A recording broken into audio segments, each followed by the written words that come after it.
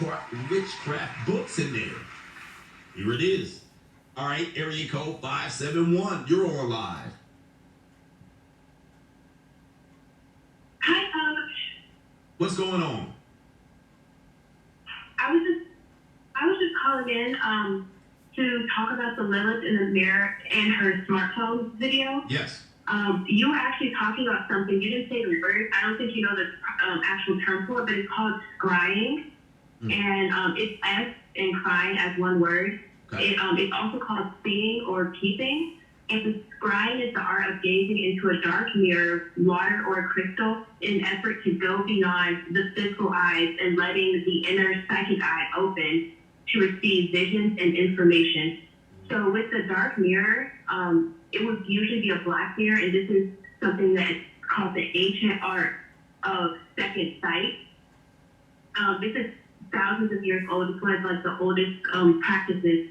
But they use the dark mirror or the black mirror, water or crystal. Now with technology, your phone is a black mirror when it's off. Wow. Because you can look at yourself with eye reflex on it. And then when you turn your phone on, the light comes through.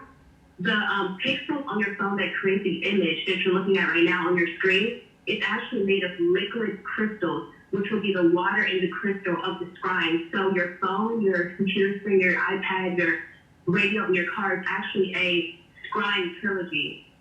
It's the crystal, the dark, the black mirror, and it's the water. And all together, you're constantly having the daily ritual of practicing scrying, or scrying. It's scrying. I know we don't have a lot of time. I'm gonna send you a PDF of this information because there's not really access to it online. But it all goes actually back to, I believe the S in scrying actually is the serpent crying. It's an initial serpent crying like Lilith, like the snake. And that's how they seduce the women. That would be Eve. So most women would be representatives of Eve, and they send the influencers, which would be the scryers or Lilith, to possess the helpmate because they need a master. And that's why I know I was the one who said that I wrote the essay for you. So there's something called onirology. All right, so she's going deep now. Now at this point, I know that we have a witch online, and you can see my face. I'm sitting there like, oh, we got a witch. Oh, the humanity. All right, here we go right here. I was like, we definitely got a witch. Now she even goes in further. I think she said she was 21 years old. This is a 21-year-old female that knows all this. Let's continue. It's the study of dreams, and if a serpent is crying in one of your dreams, it is a reference, meaning that you're in need of organization or order, or you need acceptance in your daily life. And that is scrying, which would be, like I said, the scrying trilogy, the crystal, the water, which would be in your phone, the liquid crystals, and the black mirror, which would be the daily practice of women looking for acceptance in their phones, which is why it possesses them so easily. And scrying goes straight to your inner psychic eye. Like you said in the Lilith video, Lilith's daughter would look in the mirror and possess the woman on the other side of the mirror in the normal world and bring her to the inner underworld. The part about the inner eye is why the women don't know. So you can't tell women this. So I'm 20. I don't have social media. She said 20. She said 20. I was like, 20 you say? Oh, okay. Okay, Daddy. Yeah. Get him, Daddy. I was like, 20 you say? I'm going in on that witch. Did you hear the part where she said, you can't tell women this, they don't understand this? I'm gonna go back. So again, might not see any fault in this, or see any, here we go right here. Let's continue what she said right here. Hold up. Organization or order, or you need acceptance in your daily life. And that is scrying, which would be, like I said, the scrying trilogy, the crystal, the water, which would be in your phone, the liquid crystals, and the black mirror, which would be the daily practice of women looking for acceptance in their phones, which is why it possesses them so easily. And scrying goes straight to your inner psychic eye.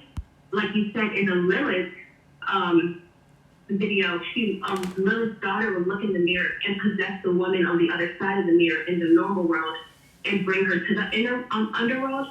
The part about the inner eye is why the women don't know. So you can't tell women this. So I'm 20, I don't have social media. And that's why I can see this so easily, because every woman around me has social media and they can't understand. So when I ask women, I'm sorry for going on too long, but when I ask women, hey, why do you have social media?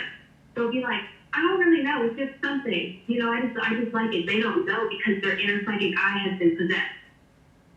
Well, and that's pretty much a summary of what I want to over. All right.